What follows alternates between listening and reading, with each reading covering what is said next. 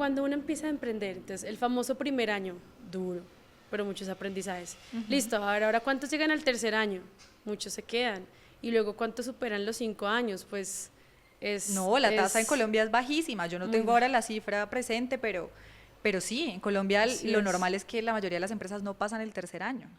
Bienvenidos a nuestro Inspira Podcast, un espacio en el que conversamos desde diferentes perspectivas del marketing. Queremos enseñarte a potenciar tu marca y lograr tus objetivos de venta. Comencemos. Hola a todos, bienvenidos al cuarto episodio de nuestra cuarta temporada de Inspira Podcast. Nuestra invitada de hoy, honestamente, es una de esas periodistas con las que yo siempre había querido sentarme a hablar, pero no solamente de periodismo, sino también de otras cosas, de viajes, de experiencias, de muchas otras cosas más. Así que sin más preámbulos, bienvenida Camila Bernal, comunicadora social y periodista de la Universidad Pontificia Bolivariana, y actualmente se desempeña como coeditora de negocios de la revista Forbes en Colombia. ¿Me faltó algo? No, así está perfecto. Perfecto. Qué linda presentación. Yo también estoy muy contenta de poder estar acá contigo para conversar de todo lo que surja, no solamente de periodismo, sino de la vida, de comunicación, de este trabajo tan bonito que hacemos en conjunto. Y pues gracias a ustedes por la invitación. Lo máximo. Entonces, pues bienvenida a este episodio. Gracias. Camila, como en esta temporada estamos hablando con colegas tuyos, con periodistas, ¿se volvió tradición o es tradición o sí tengo que hacerte esta pregunta? Y es, ¿cómo te sientes de estar hoy desde el otro lado? Que tú eres periodista, pero hoy tú eres la entrevistada. Muy raro, la verdad. Hace mucho tiempo yo creo que no me tocaba y estoy entre nerviosa y ansiosa de ver cómo fluye esta conversación. Pero chévere también de que se den estos espacios para que conversemos. No, lo máximo. Yo también estoy nerviosa. Me parece, pero sí. Bueno, antes de empezar, cuéntanos para los que no te conocen, porque ya hice una introducción sobre ti, de tu cargo actual, de tu perfil profesional, pero más allá de eso nos gustaría que nos cuentes para los que nos están viendo y para los que nos están escuchando, ¿quién es Camila? ¿Qué soñabas de pequeña? Cuéntanos sobre ti. Bueno, yo, como dijiste al principio, actualmente soy coeditora de negocios de la revista Forbes en Colombia. También estoy a cargo de los temas de mujeres y de la red de columnistas Forbes en el país. Son como los 3 grandes temas que tengo a cargo. Llegué a Forbes por casualidades de la vida. Siempre había querido ser periodista, siempre me desempeñé en medios de comunicación durante mi carrera de comunicadora, que nos dan como esa facilidad de poder elegir diferentes frentes. Pero yo me enamoré de los medios desde el principio y tenía claro que eso era lo que quería hacer. Nunca pensé que fuera a escribir, siempre pensé que iba a hacer radio, porque fue lo que hice toda la carrera. Pero yo creo que profesionalmente, y a todos nos ha pasado, una cosa es lo que uno tiene en la cabeza y otra cosa es lo que la vida le va dando. Literal. Por cuestiones económicas, porque uno tiene que buscar trabajo, por cuestiones de oportunidades, o de gustos, porque se abren en ciertas áreas, por gusto, bueno. No me arrepiento de nada, estoy muy contenta del camino que he tenido que ir caminando. Y ya, yo creo que me volví periodista por 2 cosas, porque soñaba con viajar, con tener un trabajo que me ayudara a conocer el mundo no solo ciudades del mundo, sino el mundo, la gente, diferentes formas de pensar, lugares, eventos, experiencias.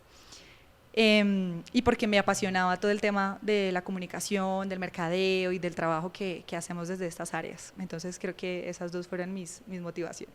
¿Y desde pequeña soñabas con ser periodista o tenías otro sueño cuando eras pequeñita? No, yo quería ser médico. Quería ser médico hasta que me di cuenta de que me daban miedo las inyecciones, los cortes, ni siquiera la sangre. Ver que cortan a alguien me da como impresión. Entonces, no, ya, ahí se murió mi sueño y ya, y empecé a ver qué otra cosa me gustaba y no me daba pánico, y era la comunicación. Ok, ¿y en tu familia hay otros periodistas, otros comunicadores? En ese momento había solo una, que yo creo que era mi referente, una periodista muy comprometida, muy tesa en su labor. Ella fue editora del Espectador mucho tiempo, trabajó en el Washington Post, fue premio Simón Bolívar, fue premio Iberoamericano de Periodismo, bueno, toda una tesa. Ella se llama Diana Durán. Actualmente trabaja en Los Informantes y ella era mi referente, entonces yo decía, no, yo quiero ser como ella, yo quiero viajar, yo quiero hacer ese tipo de cosas tan chéveres. No tuve tanto apoyo al principio, era raro, en esa época no había esta ola de comunicadores que yo creo que habemos en este momento. y mi familia era más de abogados y de médicos, entonces al principio no Con había razón mucho quería ser entusiasmo. médico. Sí, al principio no había mucho entusiasmo, pero bueno, se ¿Y pudo. hoy en día qué te dicen? No, hoy en día todos Ya. están contentos. Yo creo que muchos envidian también como lo que hacemos. Y les gusta mucho finalmente este trabajo. Yo creo que han entendido la importancia que tiene y se han dado cuenta que no era esa percepción que ellos tenían del periodismo y de la comunicación social. Lo máximo, mira que a mí me pasó algo parecido. Cuando, de hecho, en los episodios anteriores con Aldemar, hablábamos como, yo le contaba que cuando entré, por ejemplo, primer semestre de la universidad, no llevábamos ni 2 semanas y los profesores nos decían como, porque yo también soy comunicadora social y periodista, y entonces nos decían como, venga, están a tiempo, sálganse de acá, estudien otra vaina, esto está sobrevalorado, hay un montón de egresados que nunca consiguen trabajo, un montón de cosas. Y claro, efectivamente sí, cuando me gradué, pues por lo menos con mi generación, y lo mencionaba también, pues muchos no ejercen la profesión. Y mi familia, mis papás eran como, bueno, pero sí, ¿será que usted sí tiene futuro? Entonces, como que siempre está como ese panorama de la incertidumbre, pero al final yo entendía que, y la verdad sigo pensando eso, bueno, entré a la universidad a los 16 años, 17, no me acuerdo, el caso es que hoy en día sigo pensando lo mismo y es que al final, pues si a ti te apasiona algo, como que lo anhelas tanto con tu corazón que en serio se te dan las cosas. Entonces, y es cierto, como que uno va por otros, puede empezar sí con el sueño del periodismo, pero al final uno puede terminar en otros caminos, como yo, que no ejerzo como periodista, sino otros lados, otros frentes de la comunicación. Pero me gusta escuchar tu historia porque al final sí creo mucho en eso, como no sé si es la ley de la atracción tan conocida. Yo creo 100% en la ley de la atracción. Yo también. Lo que pasa es que hay detractores, pero yo sí creo eso, que lo que uno anhela tanto como que de verdad lo desea con todo su corazón y se dan las cosas. Y yo pues creo no que, fácil, ¿no? Pero se dan. Y yo creo que hay un plus que tiene esta carrera que de pronto no tienen otras, y es que le da a uno muchas herramientas para a la hora de la verdad desarrollarse en lo que a uno le apasione. Entonces yo tengo amigos, por ejemplo, que no ejercen como periodistas, pero que montaron su negocio, no sé, un restaurante. Sí. Y entonces todo lo que aprendieron les sirve para hacer mercadeo, para hacer relacionamiento, para hacer posicionamiento de marca, para construir también algo que finalmente gira alrededor de lo que aprendimos. Entonces yo amo esta carrera, la verdad es que es muy bonita y no me veo, ahora lo pienso y digo, si no hubiera sido comunicación no sé qué hubiera estudiado porque realmente creo que es lo que me gusta. Me pasa lo mismo. Bueno, yo ejercí algo el periodismo un poco, pero esa es otra historia. Yo quería ser como periodista política, entonces yo no, soy periodismo político y yo voy a entrar al tiempo, yo voy a entrar, oh my God, lo mencioné. Bueno, pero yo decía voy a entrar y lo logré y entré y trabajé ahí y en periodismo político y dije, no. Dije, me pasó. Sí, dije como, uy, y si quizás me voy como por medios especializados, entonces trabajo en un medio especializado de tecnología, no sé qué, y yo, no. Y como que ya se fueron abriendo como otras puertas y heme aquí en el mundo del marketing. Pero bueno, acá estamos. Continuando con tu historia, obviamente vimos tus redes sociales y nos dimos cuenta que te encanta viajar, que has conocido varios lugares y además hace sentido con lo que mencionabas hace un momento de poder trabajar en el periodismo y conocer el mundo. ¿Cuál es ese destino que hasta ahora es el que más te ha gustado conocer? Como que tú dices, esto lo tengo guardado en mi corazón y de verdad aquí fue donde más me gustó ir o conocer. Yo creo que yo estoy agradecida con todos los viajes que me han tocado. Me acuerdo que el primero que me tocó fue siendo periodista de un diario muy importante que se llama El Tiempo. Cubría Bogotá. Ok. Y me mandaron a Mocoa en una misión como que hubo dentro del periódico para un especial después de que ocurrió la avalancha que dejó a miles de personas sin casa, muchos muertos, etc. Ese viaje yo creo que fue súper importante porque me mostró algo que uno ve muy lejano como colombiano en noticias. Nosotros vemos desastres todos los días de la vida, robos todos los días de la vida y un montón de noticias muy fuertes a las que tenemos que enfrentarnos, pero uno nunca termina de sentirla cerca, porque también somos un país tan grande y tan diverso que no, pues no hay ni tiempo, yo creo que de sentarse a pensar en eso. Yo fui, me acuerdo que recorrimos las casas que pues estaban abandonadas porque todo tuvieron que desalojarlo y el barro llegaba casi hasta el techo. El barro había dejado una marca como marrón en la pintura blanca de las casas. y nos explicaban que hasta ahí llegó el barro, entonces la gente tuvo que nadar dentro del barro y los escombros de su propia casa para salvarse. Yo creo que para mí eso no fue bonito, ahora que tú me preguntabas cuál es el más bonito, no fue bonito, pero sí me ayudó a entender mucho la razón por la que se hacen muchas cosas en este país, por la que la gente es como es en este país también, y el dolor con el que vivimos, que yo creo que a veces uno no termina de entenderlo precisamente porque no le toca. Y en otros más amables, hubo un destino que conocí que fue Japón hace no mucho, que me encantó. Me encantó la cultura, me encantó el orden, me encantó la percepción que ellos tienen del respeto por el otro, de que el otro importa tanto como yo, de cuidar todo su entorno. Me acuerdo que algo que me impresionó fue los baños. Uno entraba a un baño, así sea de un mercadito callejero, y era impecable. Y yo decía, Dios mío, ¿por qué nosotros no tenemos esa cultura del cuidado? Porque el otro, a los japoneses les pasa que yo pienso en que el otro va a venir a usar este baño, entonces yo se lo dejo limpio, porque él no tiene por qué encontrar mi suciedad o mis residuos. Como yo lo encontré. Exacto. Entonces se preocupa por el que viene detrás. Yo creo que eso es algo que de pronto nosotros no tenemos tan presente y que culturalmente sería bueno aprender. Bastante. Esos dos yo creo que son los que... Hay muchos, ¿no? No, claro. Muchísimos. Me gustó un sueño que tenía de toda la vida, era España. ¿Y qué tal? Me encantó. Fui a Madrid con una aerolínea que iba a presentar una estrategia pues comercial. Sí. Me encantó la comida, me encantó la arquitectura, me encantó la gente, la música. Y bueno, así. No, espectacular. Viajar es lo máximo. Como que te abre la mente, no sé, es muy chévere. Además, yo creo que viajar como periodista es un privilegio que de pronto no reconocemos tanto. Más allá de por el lugar al que uno vaya o lo que sea que uno vaya a hacer, es porque uno tiene acceso a experiencias que no tendría si te lo pagaras como turista. Entonces yo como turista puedo ir a Madrid, pero yo como turista no puedo ir a hablar con el presidente de Iberia, que me cuente cuál es su estrategia, que me muestre sus oficinas principales, a que hable conmigo de la historia de la aerolínea. Entonces son experiencias que no se van a repetir porque solamente tienes acceso a ellas con este tipo de carreras o con este tipo de profesiones. Yo creo que con eso es con lo que más vivo agradecida de ser periodista, que son experiencias que de otra manera yo no podría tener. Ok.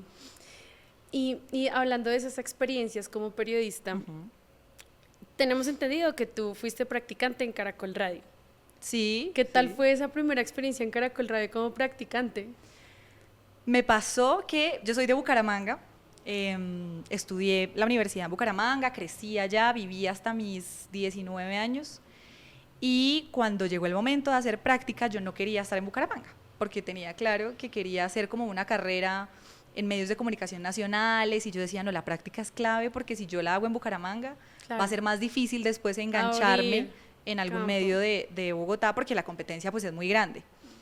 Pero tenía un requisito por cumplir en la universidad que era inglés y si no lo tenía no me dejaban viajar a hacer práctica a Bogotá y me tocó quedarme a hacerla en Bucaramanga. Okay.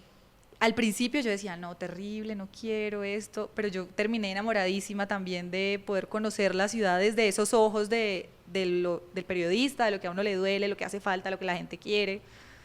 Y pues la estaba haciendo en radio, que era lo que yo creía que me iba a dedicar. Entonces me encantó, me la disfruté, fui a la calle, conocí, me comí las marchas, los gases bomba, los trancones, los paros de taxistas, todo.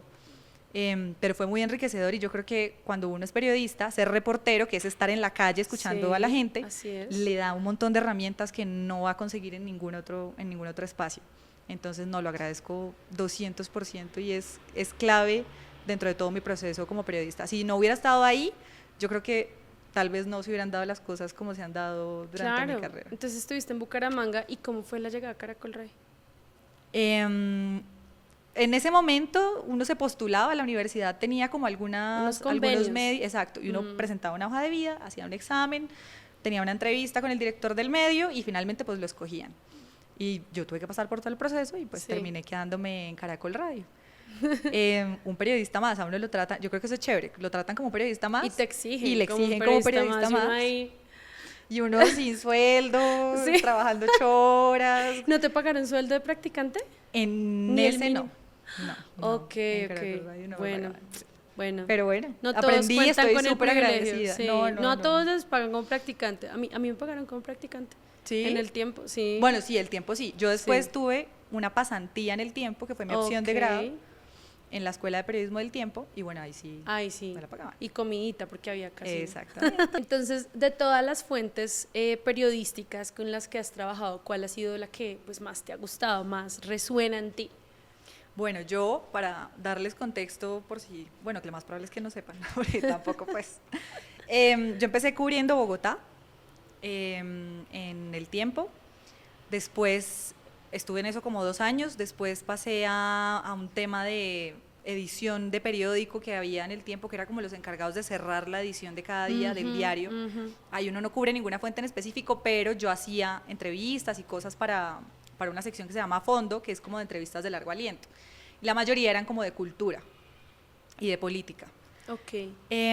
Y después de eso salí del tiempo en uno de esos recortes de personal masivos que tuvo el periódico en el 2019, que fue el año en el que se acabó el tiempo televisión, cambiaron City TV, cerraron varias revistas, bueno, por toda esta transformación que están teniendo. Y minimizaron muchos equipos también. Sí, en este tema de que, bueno, los medios pasan por una situación difícil y están buscando la forma de seguir manteniéndose vigentes. Ajá.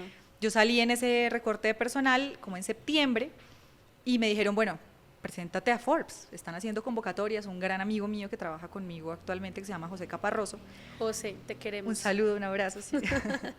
Él me dijo, mira, yo sé que están haciendo convocatoria, preséntate, están buscando a alguien para la fuente de estilo de vida, a propósito de que llevas el último año haciendo cosas para Fondo relacionadas con esos temas, preséntate, de pronto te sirve el portafolio y tal, y te contratan. Yo me presenté, duré como un mes esperando que me dieran respuesta. En ese mes trabajé en una agencia de PR. Wow, ¿qué? Y al mes me llamaron y me dijeron que si estaba interesada en la vacante, entonces Pues empecé a cubrir estilo de vida. Cubrí esa fuente en Forbes 2 años, yo creo. Okay. Y luego me cambié a Empresas, que es la fuente que cubro ahora. Mujeres también siempre la había tenido desde que cubría estilo de vida.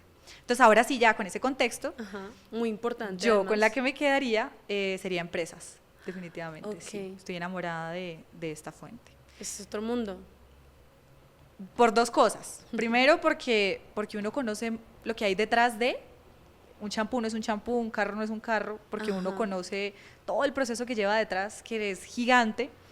Y 2, porque me cambió la percepción de las empresas. Yo no sé si puedo generalizar, pero yo creo que en general en el país hay como una visión no muy amable de los empresarios, porque somos un país que vive en medio de mucha dificultad, desempleo, inflación, etcétera. Y una gran parte de la población tiene esa percepción de que los empresarios se enriquecen o no son tan justos, y bueno, de todo hay, yo no puedo defender a nadie, pero los que yo he conocido en mi labor periodística son empresarios que aportan mucho al desarrollo del país, y uno cubriendo ese tipo de fuentes se da cuenta de la importancia que tiene el sector privado para generar educación, oportunidades laborales. Alguien que se invente una empresa y emplea a 10 personas le está dando de comer a 10 familias. Así es. Empleo formal, digno, más allá de que si a uno le parece que el salario es alto o bajo, cada uno lo hace según el tamaño de la empresa y de las capacidades Así y de las ventas y lo que sea. Pero en Colombia yo puedo decir que los empresarios están muy comprometidos con el desarrollo del país, y hay muchos que hacen algo que ellos llaman capitalismo consciente, que es generar rentabilidad, porque pues de algo tenemos que vivir como empresa, pero dándole a la sociedad algo a cambio. Entonces construyen escuelas, crean espacios de formación para sus empleados donde pueden hacer carrera dentro de las empresas, están comprometidos con el medio ambiente, y entonces han empezado también como a ver cómo cambian su forma de operar para no seguir impactando el planeta, hacen donaciones, apoyan equipos deportivos, bueno, en fin, cada uno desde su área pues de interés y de trabajo. Pero sí, yo creo que esa ha sido la principal lección y lo que ha hecho que yo me enamore de esta fuente, ver que más allá de un producto que uno consume, hay una cadena gigante de personas que están haciendo algo por el país. A mí me parece muy importante eso que estás mencionando, porque, bueno, es cierto, hay diferentes tipos de empresarios. Yo me considero empresaria. Eres, pero claro que sí. Y sí es cierto, uno como empresario pasa como por muchas etapas, por muchas cosas, y estoy muy de acuerdo con todo lo que dices. Al final pues también es de acuerdo al tamaño, a la facturación, a muchas cosas. Y hay algo que quisiera preguntarte, ¿cómo de las entrevistas que has hecho a los empresarios, porque pues he visto que has hecho entrevistas a empresarios de todo tipo, ¿cuáles son como esos principales miedos o incertidumbres que hoy en día tiene el empresariado colombiano? Yo creo que cuando empezó todo este tema político y social que hemos vivido en los últimos años, había una pregunta constante que uno les hacía cuando llegaba a entrevista y era si estaban pensando en reducir inversión, en salir del país, que también era algo que se escuchaba mucho. Demasiado. Como en el ni siquiera en medios, sino como en la misma gente, en el ambiente. Sí. Y todos decían un gobierno o una etapa difícil, pues para no casarnos con ningún gobierno ni nada, dura un periodo específico de tiempo, y nosotros llevamos 60 años haciendo empresa, 40 años haciendo empresa. No vamos a parar de hacerla simplemente porque el contexto actual no nos beneficia, porque finalmente el compromiso que tenemos a largo plazo es desarrollo de país, innovación, crecimiento económico, generación de empleo, y eso no dura ni 4 años ni 10, eso es un compromiso de toda la vida. Entonces yo creo que a ellos, muchos con los que hemos conversado, lo que les preocupa es que la gente deje de creer en el trabajo que están haciendo. Ni siquiera en el contexto político y social, porque todos confían en que esto es pasajero, esto va a cambiar, aquí lo que tenemos que estar es al pie del cañón, literal, haciendo que funcione. Así es, no hay yo de otro. También pienso lo mismo. Entonces sí, creo que eso, muchas veces el principal obstáculo ni siquiera es el contexto social y político, sino el mismo contexto de los colombianos y de las personas que están vinculadas a las empresas y a los diferentes procesos. Que a veces es más difícil o no, pues sí, y el contexto social y político sí influye, pero yo creo que no es lo principal a la hora de desarrollar un negocio y de seguir apostando por permanecer en Colombia generando empleo y generando desarrollo. Ok, o sea que en general podrías decir que lo que has detectado en estas entrevistas es que al final, a pesar de esta incertidumbre, igual es como nada, sigamos, como dices, al frente del cañón. Totalmente. Bueno. Yo creo que son optimistas, obviamente, vuelvo y digo, tienen sus dolores, y económicamente les afecta el bolsillo y les preocupa, no, si hay una subida de este tipo, voy a poder emplear menos gente, porque los costos también para ser empresarios en Colombia son muy altos, los impuestos son altos. Demasiado. Los trabajadores, no por nada, Colombia tiene casi que más del 50% de las personas en informalidad, porque tener un empleado formal en Colombia es costoso. Literal. Y yo creo que la mayoría trata de hacerlo de la mejor manera posible, atrayendo, empleando la mayor cantidad de personas que puede, pero obviamente estos cambios sociales y económicos pues les preocupan, porque finalmente terminan perjudicando la capacidad que ellos tienen de contratar y de seguir creciendo en el mercado, no solo en plata al final de la que se echan en el bolsillo, que yo creo que eso es lo que hay que dejar claro, sino de crecer la empresa, de crecer la operación. Exacto. Sí. De acuerdo, sí, eso. Y sobre todo los que somos más como pymes y eso, que son la mayoría de que las somos empresas. La mayoría, además, es cierto, es un lujo uno poder tener a su equipo de trabajo con sus prestaciones, con otros beneficios. Bueno, esa es la visión de uno como empresario, porque realmente sí es así, o a veces pasa que no dependes de la decisión del gobierno, tú estás dependiendo de si tu cliente está al día en la facturación, estás dependiendo de otros factores que también influyen en el día a día y que al final ayudan a que se sostenga, o más bien que haya una sostenibilidad y una rentabilidad, y que realmente cada empresa sí siga evolucionando con los años. Sí, y bueno, yo la verdad puedo decirte que, o sea, creo que eso que dicen que cuando uno empieza a emprender, entonces el famoso primer año, duro, pero muchos aprendizajes. Listo, a ver, ahora ¿cuántos llegan al tercer año? Muchos se quedan. Y luego ¿cuántos superan los 5 años? Pues la tasa en Colombia es bajísima, yo no tengo ahora la cifra presente, pero sí, en Colombia lo normal es que la mayoría de las empresas no pasan el tercer año. Ajá, así es. Entonces yo creo que es difícil. Es difícil. Yo el año pasado, pues te cuento, nosotros cumplimos 5 años, no, hicimos la fiesta porque sobrevivimos al quinto año y aquí estamos. 5 años, juepucha. Y además con la pandemia en medio. Y con la pandemia, o sea, con todo, o sea, con muchas cosas que influyen. tener un buen equipo de trabajo, tener personas que se alineen también a tu visión, conseguir clientes que no sean red flags, cosas, o sea, un montón de cosas que influyen y yo creo que sí, o sea, qué bueno por los empresarios que, no quiero sonar egocéntrica, pero que nos mantenemos y que tratamos de desarrollar pues siempre cada año un nuevo modelo de negocio, mirar cómo se transforma todo y creo que también, no sé tú qué opinas, pero creo que o por lo menos en nuestra industria, también eso es parte como del éxito de poderse adaptar y transformar y rápido a las nuevas necesidades del mercado. Totalmente. Y bueno, pues aquí estamos en pie. Pucha. No, y la muestra principal fue la pandemia, que el que vendía jabones hizo antibacteriales y el que les tocó inventarse todo porque finalmente, y yo creo que todos tenían en la cabeza cómo no perdemos el negocio. Ninguno estaba pensando, se me va a acabar la platica y ahora yo de qué voy a vivir si no tengo mi empresa. No, yo creo que a la mayoría les dolía es cómo yo le digo a esta gente que no va a tener trabajo, cómo yo hago para que esto se mantenga, para que no se pierda el esfuerzo de tantos años. Total, sí. Yo creo que ese momento, por ejemplo, fue una muestra de la capacidad que tiene el ecosistema empresarial colombiano y también de lo comprometidos que estamos. Totalmente, ¿no? Un aplauso, por favor, aquí para el esfuerzo empresarial. Sí. Porque es muy difícil. No, y eso hay más tela por cortar, pero bueno, volviendo a nuestra conversación, me gustaría que me contaras, ya que estamos hablando que esa es la fuente que más te ha gustado, ¿cuál ha sido como ese empresario más top que has podido entrevistar en Forbes? Bueno, en Colombia, yo creo que uno de los más queridos y conocidos y que además yo admiro mucho también después de la conversación que tuve con él fue el señor Arturo Calle. Un señor, yo no sé cuántos años tendrá él, yo creo que tiene más de 80. Sí, creo. Y me acuerdo que me atendió en pandemia para hablar precisamente de por qué había elegido no despedir a nadie cuando tenía todas sus tiendas cerradas, no estaba generando ventas. Él, yo creo que me pareció una persona súper humana, muy conectada con esa necesidad que tiene la gente de trabajar y de lo que significa quitarle el trabajo a alguien. Y también pues es alguien, su historia es de admirar para todos porque fue alguien que empezó de cero, como con un sueño, ahora es una de las marcas más importantes del país.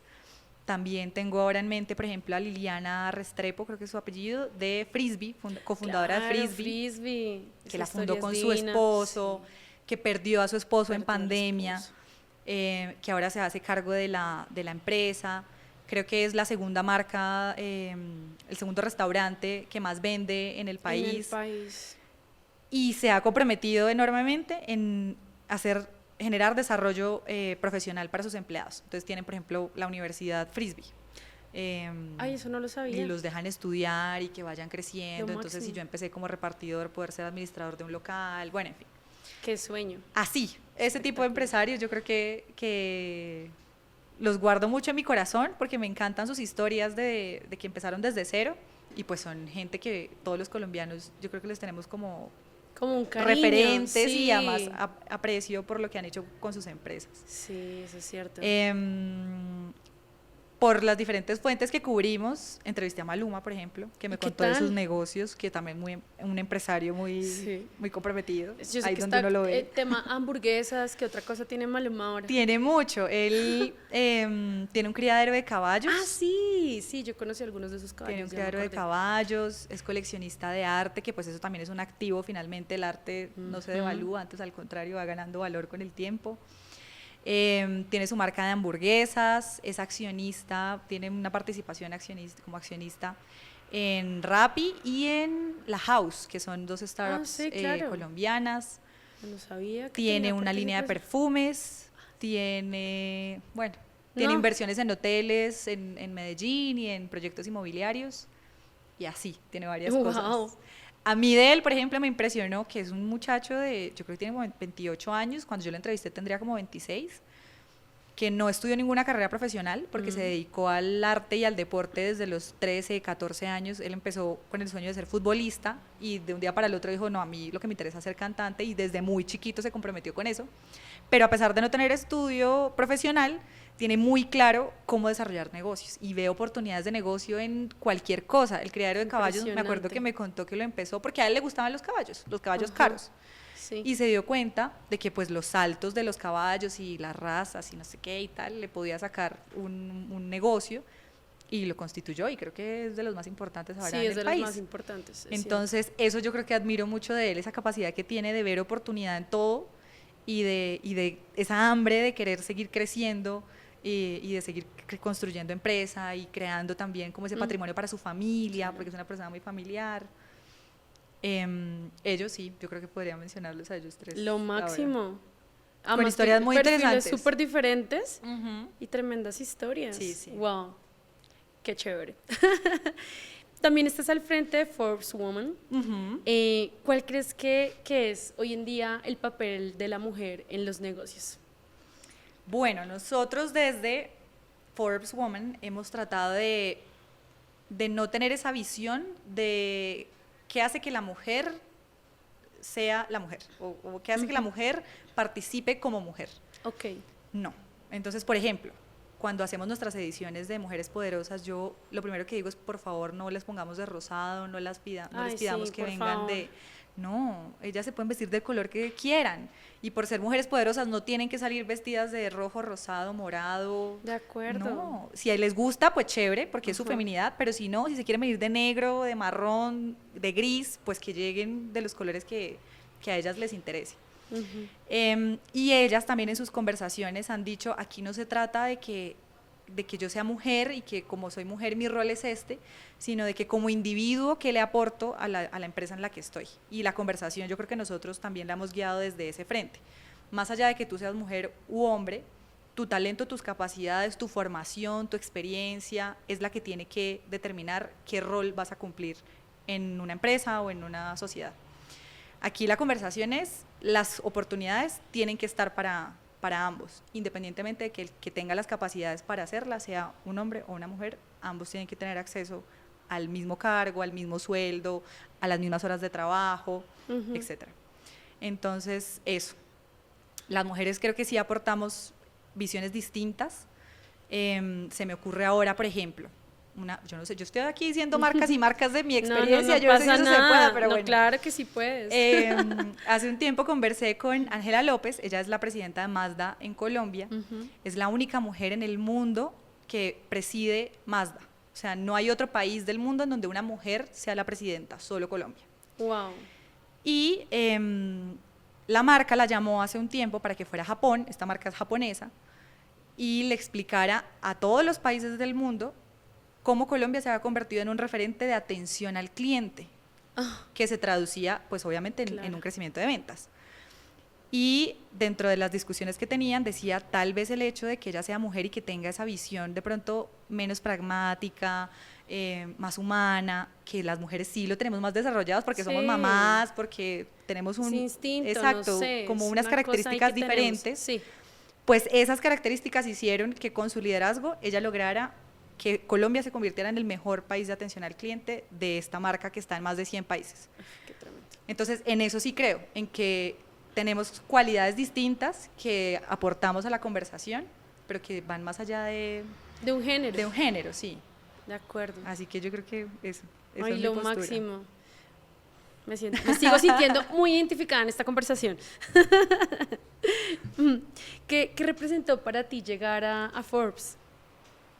Uy, me cambió la vida, la vida Forbes. Yo creo que el respaldo de una marca tan grande obviamente hace que cambie la carrera y la proyección de carrera que uno está construyendo, pero además porque mucha gente cree que Forbes, por ser una multinacional, tiene una operación gigante en Colombia, súper robusta, y nosotros, para los que no sepan, somos 6 periodistas haciendo eventos, revistas, páginas web.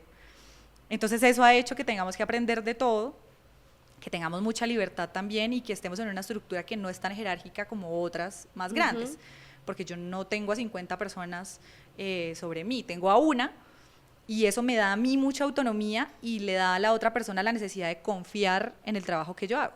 Claro. Entonces, eso como profesional yo creo que me cambió la vida. Yo no tengo que estar esperando a que mi jefe me diga que vaya y haga, sino ya yo sé que tengo esta responsabilidad y ya yo sé que tengo tanta autonomía para hacerla como la tiene él, que es el editor en jefe, y así. Entonces yo creo que eso fue como el mayor aprendizaje que me ha dado, y que eso pues está apalancado en una marca poderosísima que todo el mundo reconoce, que hace que lo validen a uno todavía más, como en el contexto. Todos quisiéramos aparecer en Forbes. Exacto, todos o sea, es como la algo marca que uno anhela, tú lo deseas, es como, bueno, no se compara, pero es como cuando hicieron la estrategia del alpilitro, que tú deseabas el alpilitro gigante, a pesar de que lo has probado. Entonces Forbes es como muy... Es aspiracional. Aspiracional, es un sueño, o sea, como que todas las marcas queremos. En Colombia llegamos con el concepto, me acuerdo que yo fui del equipo que empezó con Forbes en Colombia, éramos 3 cuando empezamos.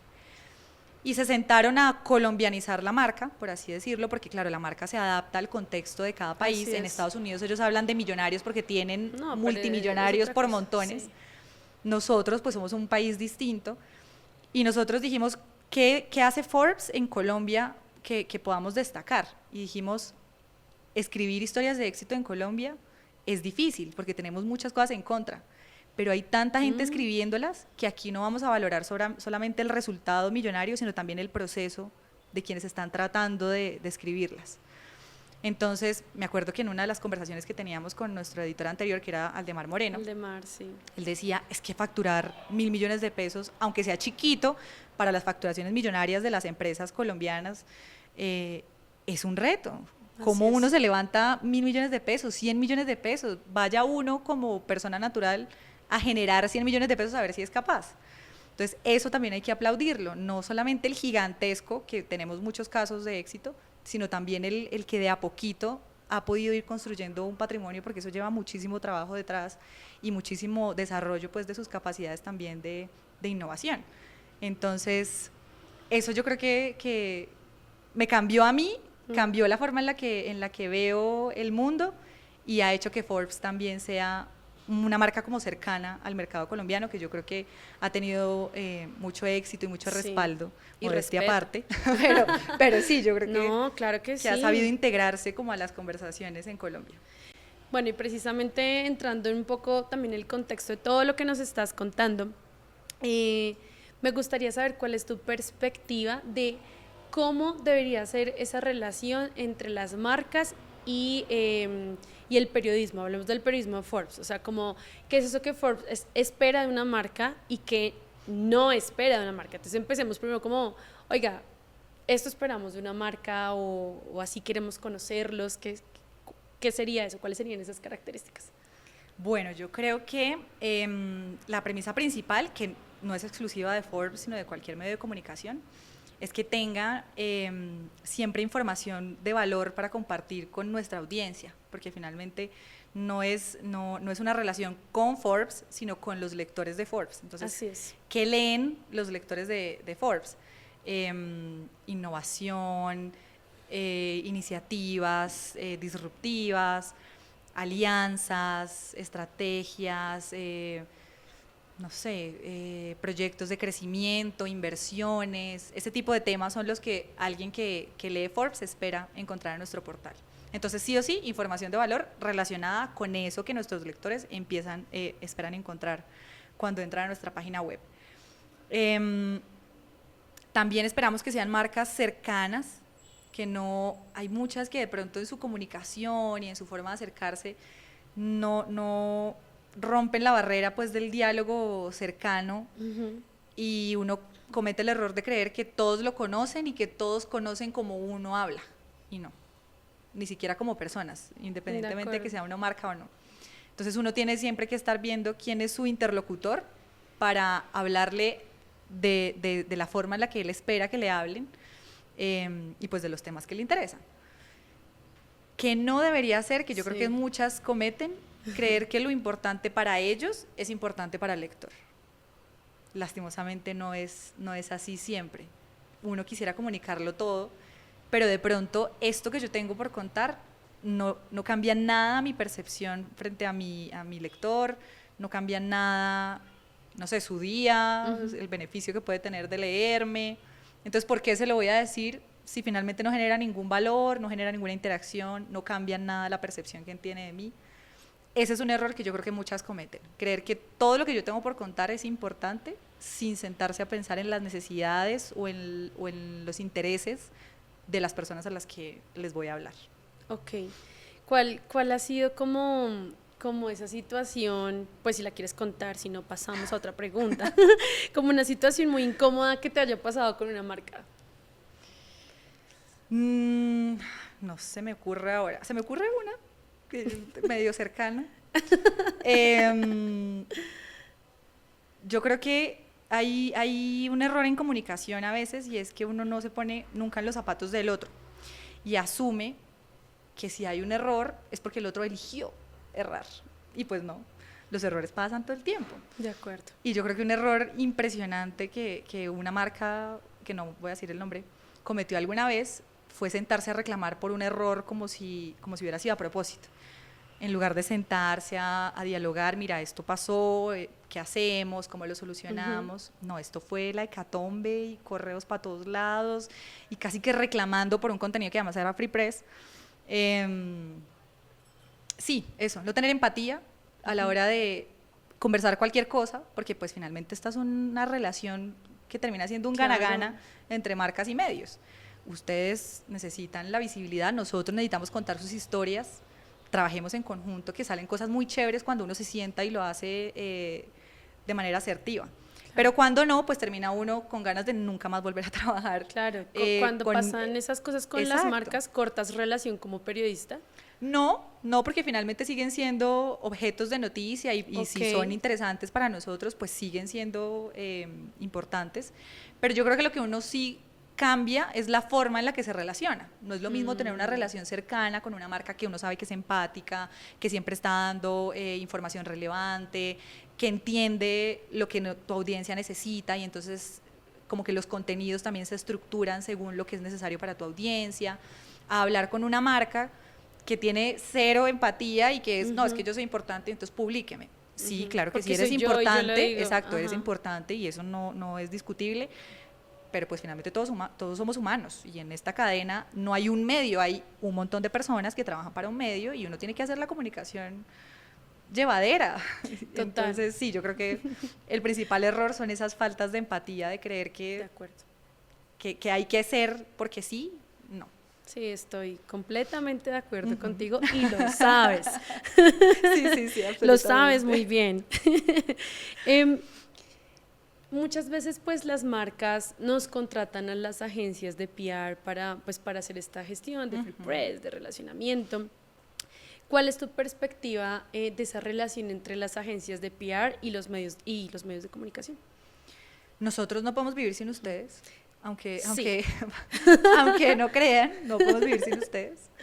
Creo que estamos en una época en la que todo el mundo quiere comunicar y entonces a veces se vuelve complicada la relación porque hay 1000 actores que participan ahí y pues uno tiene 1000 frentes que acaparar.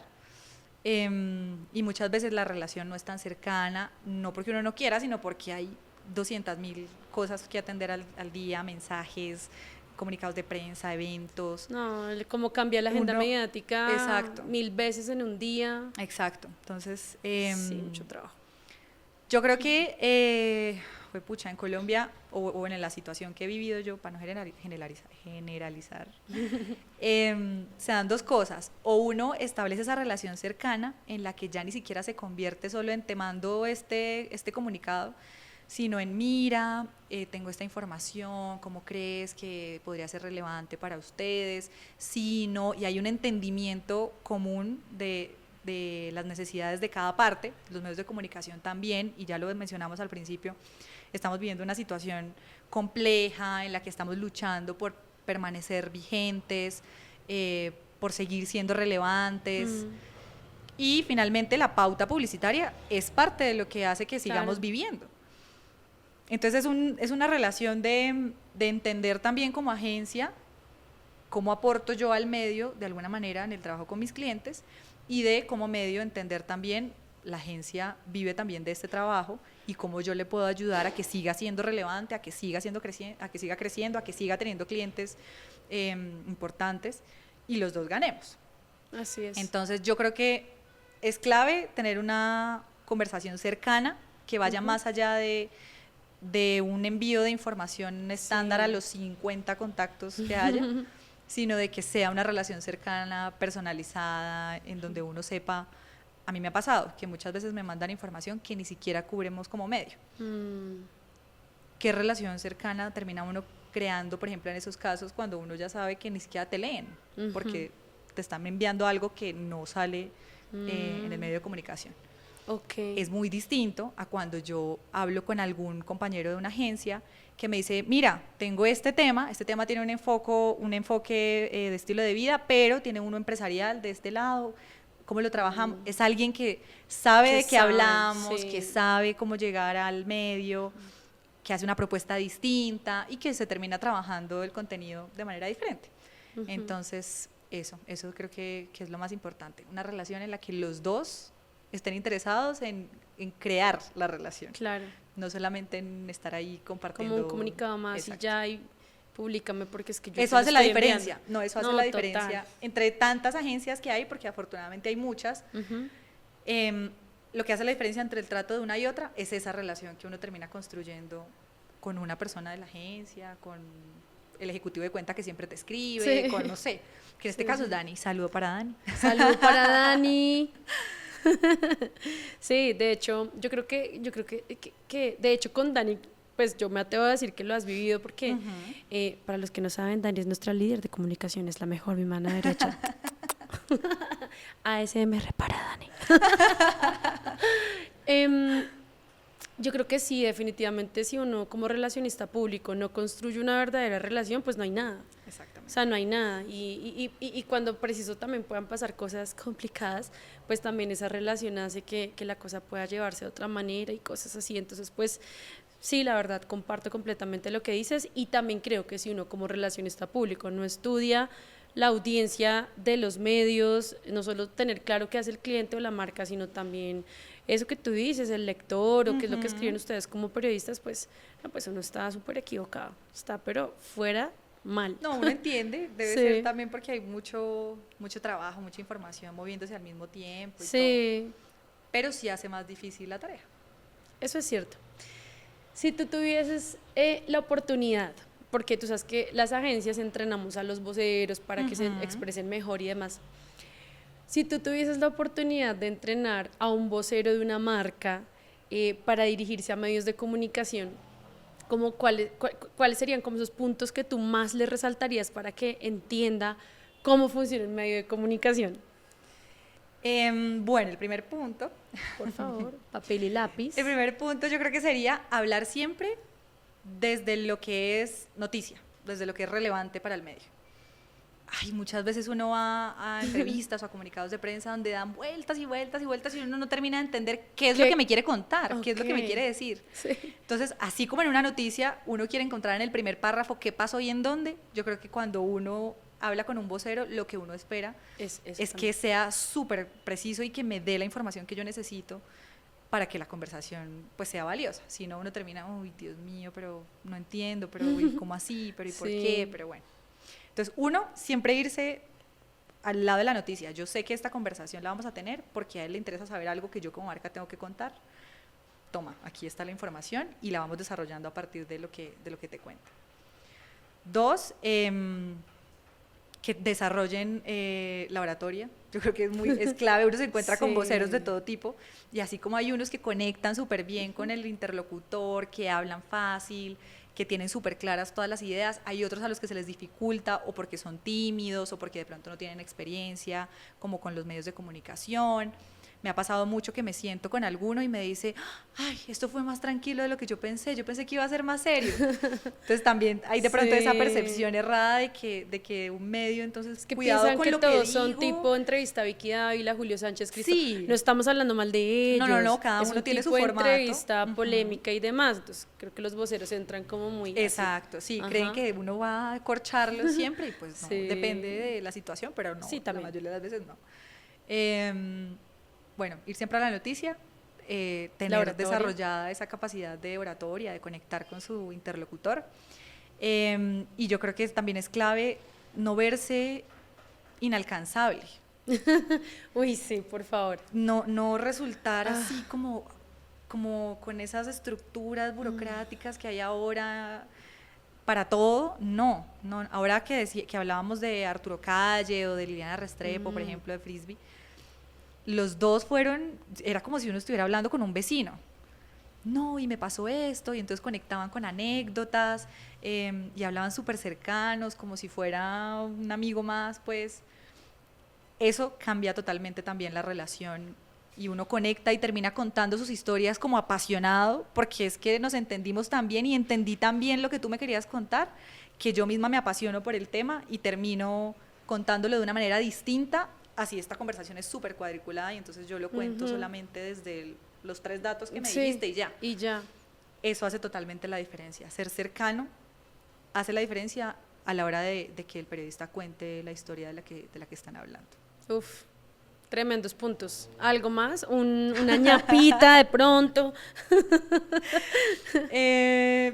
Una ñapita, no ser tan comerciales. Ay, sí. Yo creo. Información de contexto, ¿no? También. No, y está bien que me quieras contar que tu producto es el más vendido del país, pero perfecto, me parece espectacular. Pero a veces uno tiene conversaciones que parece que le están vendiendo y de pronto ese no es el propósito de la entrevista. Entonces también saber cómo de qué estamos hablando, qué es relevante, qué no. Una cosa es que yo quiera que te enamores de mi marca, otra cosa es que te la quiera vender. Son narrativas distintas. Sí. Y finalmente cuando se enamora, la quiere comprar. Y termina. Sí, claro. Entonces yo creo que es más fácil enamorar que vender. Ok. Bueno, un paréntesis, ustedes saben, y siempre lo digo, que episodio de Nosotros que se respete tiene que sonar una sirena de ambulancia, así que ya han escuchado varias, pero ustedes saben que si no suena una ambulancia no hubo Inspira Podcast, así que pues ya es parte de es de buena suerte, es de buena suerte. Sí, eso es de Por buena eso van suerte. 4 temporadas. Exactamente. Para cerrar este espacio, Camila, no te quiero dejar ir sin preguntarte esto. ¿Crees que con los avances tecnológicos, llámese inteligencia artificial, llámese, bueno, toda esta transformación digital que hay, cómo ves esa relación tecnología-periodismo, esa relación entre el periodismo y las nuevas industrias creativas, sí, porque mucho se habla así de la inteligencia artificial, entonces ChatGPT nos da listados y los prompts, pero entonces también estamos nosotros detrás, pero como va un poco más allá, como esa evolución hacia esa industria creativa, hacia el periodismo, ¿cómo lo ves tú? Bueno, nosotros amamos la inteligencia artificial, la verdad. No creo que ese tema de que es una amenaza y de que nos va a reemplazar y no sé qué, nunca lo hemos visto de esa manera. Seguimos creyendo en el valor de, cuando uno lee una historia, por ejemplo, cada periodista tiene su tono. De acuerdo. Y ninguna inteligencia artificial va a poder imitarlo. Entonces yo creo que seguimos creyendo en el valor de eso. No lo hemos implementado en la redacción para ningún tipo de generación de textos ni nada por el estilo, pero sí lo hemos usado de vez en cuando como fuente de inspiración, por así decirlo, para desarrollar nuevos temas. Entonces, por ejemplo, uno le puede preguntar a ChatGPT cuáles son las dificultades de las empresas en Colombia. O sea, y entonces me bota una serie de textos que luego yo empiezo a comprobar en conversaciones con empresarios que me pueden dar una línea para un reportaje, que de pronto yo no tenía presente algún tema y ChatGPT sí lo tiene identificado y digo, oiga, voy a preguntar por esto, a ver si sí es cierto que por ahí puede ser. Por ejemplo, yo le pregunté a ChatGPT hace un tiempo cuál era la capital de la moda en Colombia. ¿Cuál es? Medellín, pero en segundo lugar, o entre los más importantes, está Ibagué. Jamás de la vida a mí se me hubiera ocurrido que Ibagué era una ciudad importante para la moda.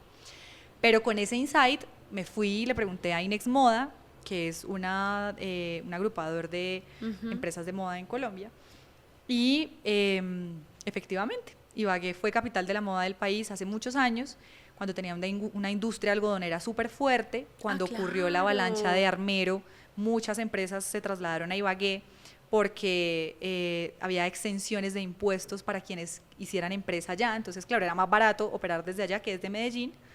Y con los años, cuando ya se recuperó y se volvieron los impuestos, pues se volvieron a estar en Medellín. Pero es una capital de la moda.